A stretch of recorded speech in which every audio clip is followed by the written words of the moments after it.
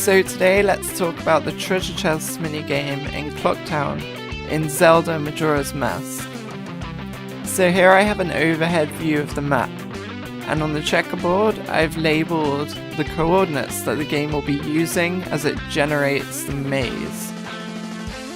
So the first step in this process is that it will spawn the chest, which always spawns at the far right column.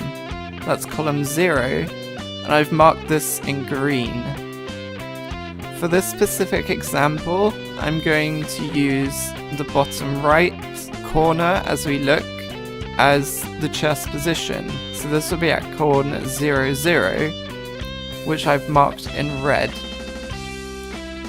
And at this point, the entire purple area would be considered to be obstructed, just meaning when you move towards any of the squares, it would have the pillar that rises up and blocks your path. So now we need to look at how the maze itself is generated. So now I've removed most of the annotation, but I've left the chest position marked because that's our starting point.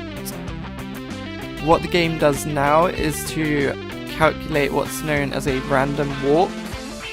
So it's going to pick a random direction, up, down, left or right as we're looking, and it will generate a path.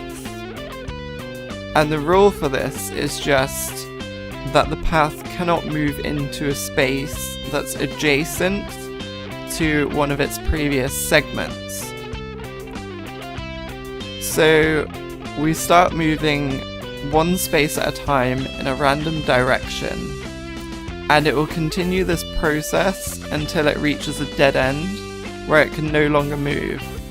And at that point, it will go backwards through the path until it finds a position where it could have branched, and then it will take that branch and repeat the same process. So it will go on that branch until it finds another position where it will no longer be able to continue, and then it will step back again, take another branch, and so on, until eventually it returns back to the starting point, and then that's when it considers the maze to have been fully completed.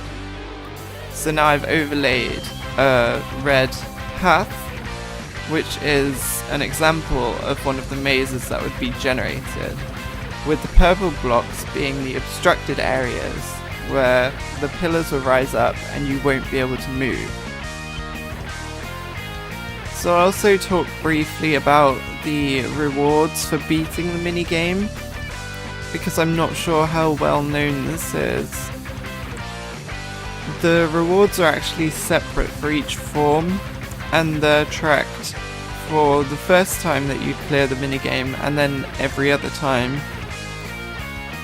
So obviously as Goron, the first time you beat the minigame you get a heart piece, and then every other time you'll get 50 rupees. As Human and Zora, you'll just get the same items every time. But as Deku, you'll get 10 Deku nuts clearing it the first time, and then 5 Deku nuts for every other time you clear it. And what's actually interesting about that is for a long time I think we thought 5 Deku nuts was actually never used in the game, but it turns out it is, and it's used for this minigame. So that's just an interesting bit of information, I guess. So that's going to be all for this video. I hope you learned a thing or two, and thanks for watching.